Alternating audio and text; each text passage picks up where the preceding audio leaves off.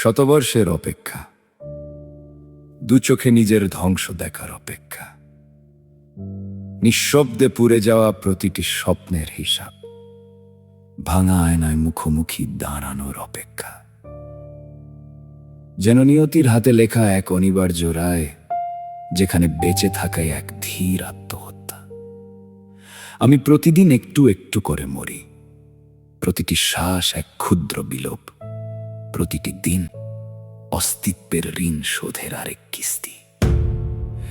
সময়ের নীরব ছুরিতে ক্ষয়ে যায় ভিতর থেকে, অস্তিত্বের প্রতিটি স্তর খুলে পড়ে, উন্মোচিত হয় শূন্যতার নির্লিপ্ত সত্য।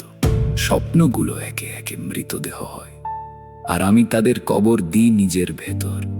এক অনন্ত শ্মশানে দাঁড়িয়ে দেখি, আমি দর্শক, আমি সব, আমি শ্মশান।